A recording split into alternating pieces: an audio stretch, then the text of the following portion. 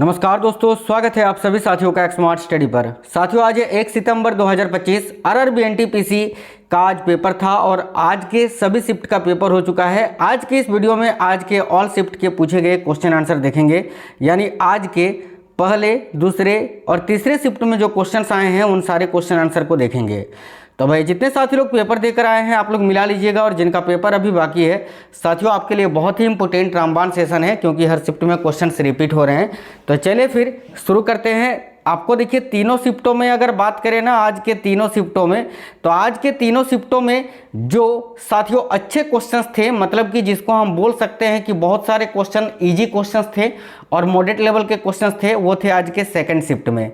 बाकी थर्ड और first shift में क्वेश्चंस उसी तरह से थे जिस तरह से पूछे जा रहे हैं। चलिए देखते हैं क्वेश्चन। सबसे पहले थर्ड शिफ्ट के एक क्वेश्चन था, आदित्य L1 मिशन का उद्देश्य क्या है। तो इसके एक लाइन में अगर बात करें तो सूर्य की ऊपरी सतह का अध्ययन करना, यही आदित्य L1 मिशन का उद्देश्य है। देखिए, सूर्य की ऊपरी वायुमंडलीय परतों जैसे कि प्रकाश मंडल, वर्णमंडल और कोरोना का अध्ययन करना है, ताकि सूर्य की गतिशीलता, सौर विस्फोटों जैसे कि फ्लेयर्स और कोरोनल मास इजेक्शन और सौर हवाओं की उत्पत्ति और प्रभावों को समझा जा सके। ठीक है।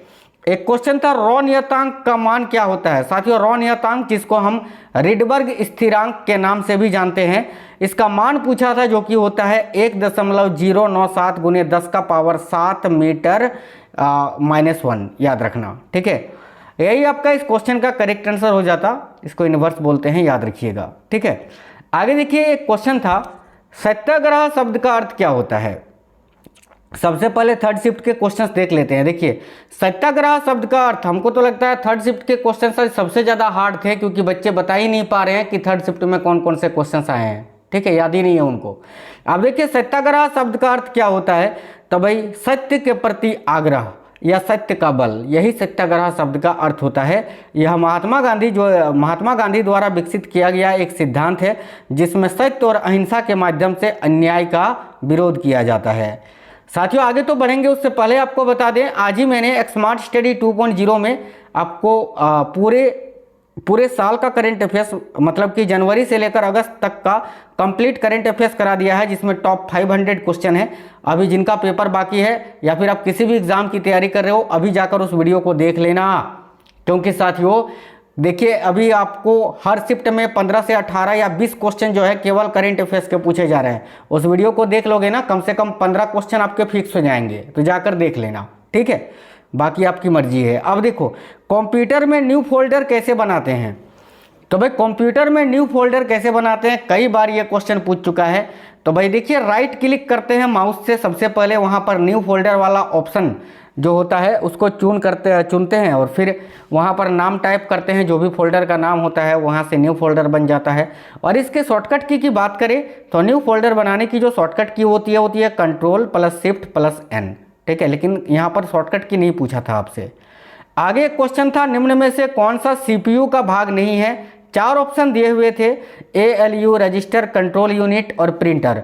तो प्रिंटर इस क्वेश्चन का करेक्ट आंसर हो जाता, क्योंकि प्रिंटर जो है ये CPU का भाग नहीं है। बाकी देखिए, अरिथमेटिक लॉजिक यूनिट यानी ALU, रजिस्टर, कंट्रोल यूनिट, ये सभी जो है CPU का ही भाग है।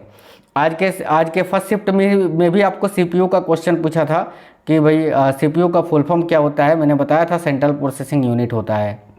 आगे देखिए, क्वेश्चन था, 1862 में प्रकाश का सटीक मान किसने ज्ञात किया था या किसने मापा था। तो 1862 में प्रकाश का सटीक मान जो है ना, ये फ्रांसीसी वैज्ञानिक लियोन फैकॉल्ट ने प्राप्त किया था, जो कि आपके ऑप्शन में भी दिया हुआ था। तो इस क्वेश्चन का करेक्ट आंसर लियोन फैकॉल्ट हो जाता। ठीक है, जिन्होंने अपने प्रयोगों के आधार पर देखिएगा 2,98,000 किलोमीटर प्रति सेकंड का मान बताया था। ठीक है, चलिए नेक्स्ट क्वेश्चन था, वर्ष 2025 में PRSC EO1 पाकिस्तान ने किस देश की सहायता से लॉन्च किया है। साथियों, ये क्वेश्चन मैंने उसी क्लास में आपको पढ़ाया है जो मैंने अभी बताया स्मार्ट स्टडी 2.0 में, जो 500 करंट अफेयर्स का क्वेश्चन है, उसमें मैंने इस क्वेश्चन को पढ़ाया है आपको कि यह पाकिस्तान का उपग्रह है, और साथियों इसको चीन की सहायता से लॉन्च किया गया है। ऑप्शन में पाकिस्तान तो दिया हुआ था नहीं, तो इसका करेक्ट आंसर आपका चीन हो जाता। ठीक है, आगे देखिए क्वेश्चन था पैराग्राफ को डार्क करने की शॉर्टकट की क्या होती है। तो भाई जो लेटर्स होते हैं उसको डार्क करने की या फिर जो हम टाइप करते हैं उसको डार्क करने की जो शॉर्टकट की होती है वो होती है control plus shift plus M. तो control plus shift plus M इस क्वेश्चन के लिए आपका बिल्कुल करेक्ट आंसर हो जाता है। देखिए आप लोग सभी साथी वीडियो को लाइक जरूर करिए साथियों, ठीक है, सभी साथी क्लास को लाइक जरूर करिए। एक क्वेश्चन था कोई भी अभिक्रिया होने से पहले, ठीक है, पहले उत्पाद को क्या कहते हैं। तो भाई अभिक्रिया होने से पहले जो उत्पाद होता है ना उसको अभिकारक कहा जाता है। तो इस क्वेश्चन का करेक्ट आंसर आपका अभिकारक हो जाता। देखिए अभिकारक वे पदार्थ होते हैं जो रासायनिक अभिक्रिया की शुरुआत में मौजूद होते हैं और जो अभिक्रिया में भाग लेकर नए पदार्थ बनाते हैं, ठीक है। देखिए जो नया पदार्थ बनता है उसको उत्पादक बोलते हैं, ये भी आप याद रखना। एक क्वेश्चन था भारत में जीएसटी कब लागू हुआ था। तो भारत में जीएसटी की शुरुआत देखिए जीएसटी का संबंध 101वां संविधान संशोधन से है जो कि 1 जुलाई 2017 को लागू हुआ था साथियों। क्वेश्चन था 18वां प्रवासी दिवस सम्मेलन भारत के किस राज्य में आयोजित हुआ। तो 18वां प्रवासी भारतीय दिवस, देखिए 18वां प्रवासी दिवस सम्मेलन जो है ये आपका 2025 में उड़ीसा के भुवनेश्वर में आयोजित हुआ था। इसका राइट आंसर होता उड़ीसा में, या फिर अगर शहर का नाम पूछा था तो भुवनेश्वर हो जाता। एक क्वेश्चन था 59 केजी भार वर्ग में भारोत्तोलन से संबंधित भारतीय खिलाड़ी कौन है। तो मीराबाई चानू। इन्होंने अभी अहमदाबाद में जो राष्ट्रीय भारोत्तोलन चैंपियनशिप हुआ था उसमें 48 केजी के भार वर्ग में इन्होंने गोल्ड मेडल भी जीता है। अभी मैंने आपको आज ही करंट अफेयर्स में पढ़ाया है, वो क्लास बहुत इंपॉर्टेंट है, आप लोग सभी जाकर देख लेना, ठीक है। देखिए दक्षिणी तट मालाबार किसके मध्य में स्थित है। तो भाई दक्षिणी तट मालाबार जो है ना ये पश्चिमी घाट पर्वतमाला और अरब सागर के बीच भारत के दक्षिण पश्चिम तटीय मैदान पर स्थित है। इसमें मुख्य रूप से कर्नाटक और केरल के तटीय क्षेत्र शामिल है। ये ऑप्शन के अनुसार बनाना था, ऑप्शन में जो भी आपको दिया हुआ था इसके अनुसार वही आपको चुनना था। नेक्स्ट क्वेश्चन देखते हैं, निम्नलिखित में से किस तत्व का परमाणु त्रिज्या सबसे अधिक है। और ये क्वेश्चंस आज के सेकंड शिफ्ट में आए गए या पूछे गए क्वेश्चन से ध्यान से देखिएगा। तो भाई निम्नलिखित में से किस तत्व का परमाणु त्रिज्या सबसे अधिक होता है। देखिए करेक्ट होगा रूबिडियम का। 4 ऑप्शन दिए हुए थे, 4 में से एक आपका रूबिडियम दिया हुआ था, यही आपका आंसर होता। लिथियम, सोडियम, रूबिडियम इस प्रकार से ऑप्शन दिए थे, तो इस क्वेश्चन का आंसर आपका रूबिडियम हो जाता। एक क्वेश्चन था हेनले पासपोर्ट इंडेक्स 2025 में लगातार दूसरे बार शीर्ष पर कौन सा देश रहा। तो भाई याद रखना सिंगापुर, और इसमें भारत की रैंक अभी वर्तमान में है 77वां, याद रखना। नेक्स्ट क्वेश्चन था गांधी जी ने रॉलेट एक्ट के बाद कौन सा सत्याग्रह किया था। देखिए गांधी जी ने रॉलेट एक्ट के बाद कौन सा सत्याग्रह किया था। तो इसका करेक्ट आंसर रॉलेट सत्याग्रह ही हो जाता। अगर आंदोलन पूछा था तो खिलाफत आंदोलन हो जाता जो कि 1920 में शुरू हुआ था। सत्याग्रह अगर पूछा था तो एक सत्याग्रह रॉलेट सत्याग्रह भी था 1919 वाला, ठीक है। और आंदोलन अगर पूछा था तो खिलाफत आंदोलन इस क्वेश्चन का करेक्ट आंसर होता। आगे देखिए क्वेश्चन था भारत में बेरोजगारी दर है ना, बेरोजगारी दर निर्धारित करने के लिए श्रम बल सर्वेक्षण कौन करता है। तो भाई भारत में बेरोजगारी दर के निर्धारण करने के लिए श्रम बल सर्वेक्षण कौन करता है। करेक्ट आंसर होता राष्ट्रीय नमूना सर्वेक्षण कार्यालय। राष्ट्रीय नमूना सर्वेक्षण कार्यालय इस क्वेश्चन के लिए बिल्कुल करेक्ट आंसर हो जाता।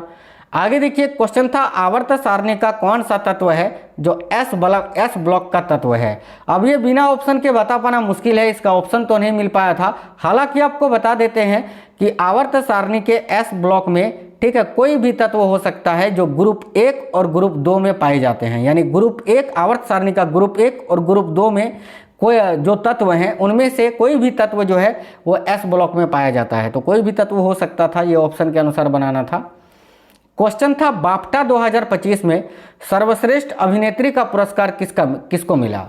तो भाई बाफ्टा 2025 में सर्वश्रेष्ठ अभिनेत्री का पुरस्कार मिला है साथियों माइकी मेडिसन को। तो माइकी मेडिसन एनोरा जो मूवी था उसके लिए इनको मिला था, याद रखना है आपको, ठीक है। आगे देखिए क्वेश्चन था मुगल सम्राट के अंतिम शक्तिशाली सम्राट कौन थे। तो मुगल सम्राटों में सबसे अधिक शक्तिशाली सम्राट के बारे में पूछा था, जो तो करेक्ट आंसर हो जाता आपका अंतिम शक्तिशाली सम्राट कौन थे। तो औरंगजेब करेक्ट आंसर होता। और अगर आपसे पूछे मुगल सम्राट के अंतिम शासक कौन थे तो करेक्ट होता बहादुर शाह जफर। एक क्वेश्चन था जलवायु मानचित्र किन कारकों पर आधारित होता है। ये आपको ऑप्शन के अनुसार बनाना था, इसका भी ऑप्शन नहीं मिल पाया था। आगे देखिए क्वेश्चन था इनमें से कौन सा समवर्ती सूची का विषय है। जैसे कि साथियों शिक्षा समवर्ती सूची का विषय है, कमल समवर्ती सूची का विषय है। उसी प्रकार से ऑप्शन में विदेश मामला दिया हुआ था, यही आपका करेक्ट आंसर हो जाता, क्योंकि विदेश मामला जो है यह समवर्ती सूची का ही विषय है। आगे देखिए नेक्स्ट क्वेश्चन है, कंप्यूटर में F2 कुंजी का मुख्य कार्य क्या होता है। तो कंप्यूटर में जो फंक्शनल की होता है F2, इसका कार्य होता है किसी चयनित फाइल या फोल्डर का नाम बदलना, रीनेम से, है ना। आगे देखिए क्वेश्चन है, महिलाओं की सुरक्षा और निगरानी के लिए किस राज्य ने शिष्टाचार ऐप को लॉन्च किया है।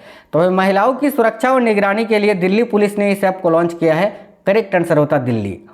आगे देखिए क्वेश्चन था 1991 के उदारीकरण के बाद भारत के किस क्षेत्र में सबसे अधिक प्रभाव पड़ा। 4 ऑप्शन थे, एक ऑप्शन लाइसेंसिंग दिया हुआ था, तो लाइसेंसिंग इस क्वेश्चन का करेक्ट आंसर होता। आगे देखिए क्वेश्चन था भारतनाट्यम नृत्य को विश्व स्तर पर सबसे अधिक फेमस किसने किया था। तो भाई भारतनाट्यम नृत्य को विश्व स्तर पर सबसे अधिक फेमस किसने किया था। तो भाई रुक्मणी देवी अरुंडेल और टी बाला सरस्वती यानी तंजावुर बाला सरस्वती ने। तो दोनों में से किसी एक का नाम या फिर दोनों का ही नाम आपको ऑप्शन में दिया हुआ होगा, जो कि आपका करेक्ट आंसर होता। भारतनाट्यम तमिलनाडु राज्य का एक शास्त्रीय नृत्य है, याद रखना, और शास्त्रीय नृत्य में सबसे प्राचीन इसी को माना जाता है। देखिए नेक्स्ट क्वेश्चन है, बुद्ध पूर्णिमा 2025 में किस तारीख को मनाई गई थी। तो बुद्ध पूर्णिमा की बात करें तो 2025 में ये 12 मई को मनाई गई, करेक्ट आंसर होता 12 मई। देखिए बुद्ध पूर्णिमा गौतम बुद्ध के जन्म का प्रतीक है और बैसाख माह की पूर्णिमा के दिन मनाई जाती है। बुद्ध पूर्णिमा 2025 इस वर्ष बुद्ध पूर्णिमा 12 मई को पड़ रही है, यानी 12 मई को मनाया गया, जो कि सोमवार का दिन पड़ा था। क्वेश्चन था 103वां संविधान संशोधन किस अनुच्छेद में किया गया था। देखिए 103वां जो संशोधन है, ठीक है, इसके तहत EWS को 10% का आरक्षण दिया गया है शैक्षणिक संस्थाओं में या फिर ये सरकारी नौकरियों के लिए, ठीक है। तो भाई देखिएगा 103वां संविधान संशोधन ने भारतीय संविधान में अनुच्छेद 15 का 6 और अनुच्छेद 16 का 6 को जोड़ा था, ठीक है। इसमें 10% का आरक्षण दिया गया है EWS को। आगे क्वेश्चन था भारतीय संविधान के अनुच्छेद 40 का संबंध किससे है। तो भाई आर्टिकल 40 के बारे में पूछा था, अनुच्छेद 40 का संबंध जो है ये ग्राम पंचायत के संगठन से है, तो करेक्ट आंसर होता ग्राम पंचायत के संगठन से। आगे देखिए क्वेश्चन था फराजी आंदोलन किस क्षेत्र में हुआ था। क्षेत्र आपको बताना था, 4 ऑप्शन दिए हुए थे, एक ऑप्शन आपका पूर्वी बंगाल दिया हुआ था, यही आपका करेक्ट आंसर होता। फराजी आंदोलन किस क्षेत्र में हुआ था, तो पूर्वी बंगाल में। पूर्वी बंगाल वर्तमान में बांग्लादेश में स्थित है। बांग्लादेश के तत्काल देखिए तो उस टाइम जो है ना, बांग्लादेश का जो अभी का समय है उसको पूर्वी बंगाल कहा जाता था। संविधान के किस अनुच्छेद में शोषण के विरुद्ध अधिकार वर्णित है। तो अनुच्छेद 23 और 24 में। अनुच्छेद 23 में मानव तस्करी के बारे में बताया गया है और अनुच्छेद 24 में बाल श्रम का निषेध किया गया है। साथियों देखिए क्वेश्चन था संविधान के किस अनुच्छेद के तहत राष्ट्रपति मंत्रिपरिषद की सलाह मानते हैं। तो भाई इसका करेक्ट होता अनुच्छेद 74 के तहत। आर्टिकल 74 इस क्वेश्चन के लिए भी आपका बिल्कुल करेक्ट आंसर हो जाता। साथियों बिल्कुल सुपर फास्ट करवा रहे हैं, क्योंकि ऑल शिफ्ट के क्वेश्चन आंसर देखने हैं और बहुत ही कम समय में भी देखने हैं। इस क्लास के बाद आप लोग सभी स्मार्ट स्टडी 2.0 में जाओगे, स्मार्ट स्टडी 2.0 में, और जो मैंने आपको बताया अभी वो करेंट अफेयर्स वाला क्लास जाकर देख लेना, ठीक है। कावेरी नदी जल विवाद किन किन राज्यों के मध्य है। तो करेक्ट होता कर्नाटक और तमिलनाडु के मध्य। नेक्स्ट क्वेश्चन था भाखड़ा नांगल बांध किस नदी पर बना है। तो भाखड़ा नांगल बांध की बात करें तो ये भाई सतलज नदी पर बना हुआ बांध है, सतलज नदी करेक्ट आएगा। हिमाचल प्रदेश के बिलासपुर जिले में ये स्थित है। एक क्वेश्चन था गंगोत्री गोमुख से निकलने वाली नदी कौन सी है। तो गंगोत्री गोमुख से निकलने वाली जो प्रमुख नदी है वो तो है साथियों भागीरथी नदी। तो इस क्वेश्चन का करेक्ट आंसर आपका भागीरथी नदी हो जाता। आगे देखिए क्वेश्चन था वेम्बनाद झील भारत के किस राज्य में स्थित है। देखिए ये जो झील है वेम्बनाद झील ये साथियों केरल राज्य में स्थित है। मैंने आपको बताया ना स्टार्टिंग में ही कि आज के सेकंड शिफ्ट के क्वेश्चन बनने वाले क्वेश्चन थे, अच्छा क्वेश्चन था, आप लोग बना लेते। एक क्वेश्चन था कथक नृत्य के लिए 2025 में पद्म विभूषण से किसे सम्मानित किया गया। कथक की बात करें तो ये केरल राज्य कथक उत्तर भारत का शास्त्रीय नृत्य है, नॉर्थ इंडिया का, और कथक के लिए 2025 में पद्म विभूषण से किसे सम्मानित किया गया है। तो कुमुदिनी लाखिया को, जो कि गुजरात के हैं। तो करेक्ट होता कुमुदिनी लाखिया, इस क्वेश्चन का करेक्ट आंसर हो जाता।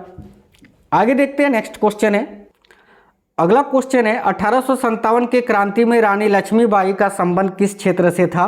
तो वह इसका करेक्ट आंसर होता है झांसी या फिर बुंदेलखंड क्षेत्र से। ठीक है, झांसी या बुंदेलखंड क्षेत्र आपका करेक्ट आंसर होता। ये सब आपको एक्सप्लेन कर चुका हूँ पहले शिफ्ट में जिस टाइम कराया था, तो एक्सप्लेन नहीं करेंगे अभी। ठीक है, ओलंपिक में पदक जीतने वाले पहले भारतीय कौन थे? ठीक है, ओलंपिक में स्वर्ण पदक पूछा था आपसे, गोल्ड मेडल जीतने वाले पहले एथलीट, तो इसका करेक्ट आंसर अभिनव बिंद्रा हो जाता। अभिनव बिंद्रा जो कि आपके ऑप्शन में भी दिया हुआ था। ठीक है, अभिनव बिंद्रा करेक्ट होता। और याद रखना केडी यादव जो है ना, ये ओलंपिक में पदक जीतने वाले पहले भारतीय हैं। अगला क्वेश्चन था वेब्स शिखर सम्मेलन 2025 का आयोजन कहाँ हुआ था? तो वेब्स शिखर सम्मेलन 2025 का जो आयोजन है ये आपका कहाँ पर हुआ था? तो करेक्ट होता महाराष्ट्र के मुंबई में। मुंबई महाराष्ट्र इस क्वेश्चन के लिए आपका बिल्कुल करेक्ट आंसर हो जाता साथियों। ठीक है, देखिए जिसमें वैश्विक फिल्म, ओटीटी, गेमिंग और मीडिया प्रौद्योगिकी क्षेत्रों में भारत के बढ़ते प्रभाव को प्रदर्शित किया गया था। आगे क्वेश्चन था राज्यों के मंत्रियों, देखिए राज्यों के मंत्रियों को किसकी सलाह पर शपथ दिलवाया जाता है? तो इसका करेक्ट होता मुख्यमंत्री की सलाह पर पूछा था, तो मुख्यमंत्री की सलाह पर करेक्ट होता। और शपथ दिलवाता कौन है? तो राज्यपाल दिलवाता है। एक क्वेश्चन है एनडीआरएफ एक्ट कब लागू किया गया था? तो 23 दिसंबर 2005 को। और अगर बात करें ये कब लागू किया गया था, तो ये 23 दिसंबर 2005 को लागू किया गया था। ठीक है, और एनडीआरएफ जो है राष्ट्रीय आपदा प्रतिक्रिया बल, इसका गठन कब हुआ था? तो 19 जनवरी 2006 को। ठीक है, एक क्वेश्चन था दो न्यूरॉन्स के बीच गैप को क्या कहते हैं? तो इसका करेक्ट आंसर सिनेप्स हो जाता। याद रखना सिनेप्स के अलावा इसको जो है ना सिनेप्टिक क्लेफ्ट भी कहते हैं साथियों। ठीक है, आगे देखिए सीपीयू का फुल फॉर्म पूछा था, तो सीपीयू का फुल फॉर्म होता है सेंट्रल प्रोसेसिंग यूनिट। आगे देखिए आगे क्वेश्चन था मुख पर रंग और मुखौटा लगाकर कौन सा नृत्य किया जाता है? तो भाई मुख पर रंग और मुखौटा लगाकर कौन सा नृत्य किया जाता है? तो साथियों राइट आंसर हो जाता कथकली। देखिए मुख पर रंग और मुखौटा लगाकर किया जाने वाला नृत्य कथकली है। यह केरल का एक शास्त्रीय नृत्य है जो अपने विस्तृत रंगीन मेकअप, भव्य वेशभूषा और विशिष्ट मुखौटों के लिए प्रसिद्ध है। आगे क्वेश्चन था अंतर्राष्ट्रीय समय रेखा, नहीं आपको तिथि रेखा ही पूछा था, है ना, बच्चों ने बताया। हालांकि बता देते हैं, देखिए अगर आपसे पूछे अंतर्राष्ट्रीय समय रेखा किस देशांतर पर सेट किया जाता है? तो 0 डिग्री देशांतर। और अगर आपसे पूछे अंतर्राष्ट्रीय तिथि रेखा किस देशांतर पर सेट किया जाता है? तो 180 डिग्री देशांतर पर। यही आपको पूछा था, 180 डिग्री देशांतर आपको बताना था। देखिए आगे नेक्स्ट क्वेश्चन था धर्मनिरपेक्ष, अखंडता और समाजवादी शब्द संविधान के किस संशोधन द्वारा जोड़ा गया था? करेक्ट होता साथियों 42वें संविधान संशोधन 1976 के द्वारा। आगे क्वेश्चन था हर्षवर्धन के शासनकाल में निम्न में से कौन सा अभिलेख संबंधित नहीं था? इसका ऑप्शन तो नहीं मिल पाया था, इसीलिए मैंने हर्षवर्धन के शासनकाल के जो प्रमुख शिलालेख थे उनका नाम लिख दिया है। जैसे कि एक था मधुबन ताम्रपत्र शिलालेख, एक सोनीपत शिलालेख और एक बांसखेड़ा शिलालेख। ठीक है, आगे क्वेश्चन था गर्मियों में समुद्र से भूमि की ओर हवा चलने पर भूमि पर कैसा दबाव बनता है? तो वह इसका करेक्ट होता निम्न दबाव। देखिए गर्मियों में जब समुद्र से हवा भूमि की ओर चलती है, जिसे समुद्री समीर या सागर समीर भी कहते हैं, तो भूमि पर निम्न दबाव यानी लो प्रेशर का क्षेत्र बनता है। एक क्वेश्चन ये भी था कि एनडीआरएफ एक्ट किस उद्देश्य से लागू किया गया था? इसका करेक्ट आंसर होता आपदाओं के प्रबंधन के लिए साथियों। ठीक है, आपदाओं के प्रबंधन के लिए इसका करेक्ट आंसर हो जाता। आज के इस वीडियो में तीनों शिफ्ट के क्वेश्चन आंसर थे जो कि मैंने सुपर फास्ट तरीके से करा दिया। अभी आप लोग सभी साथी स्मार्ट स्टडी 2.0 जो हमारा और एक चैनल है वहाँ पर जाओगे और वहाँ पर जो मैंने आपको बताया, ठीक है, कि टॉप 500 करेंट अफेयर्स मैंने जनवरी से लेकर अभी अगस्त तक का कंप्लीट करा दिया है, उसको देख लेना। ठीक है, क्योंकि उसको करके जाओगे तो 15-17 क्वेश्चन आपके फिक्स हो जाएंगे करेंट अफेयर्स के। बाकी आपकी मर्जी है, आप तो समझदार ही हैं। मिलते हैं आपसे नेक्स्ट वीडियो में। जय हिंद साथियों, वंदे मातरम।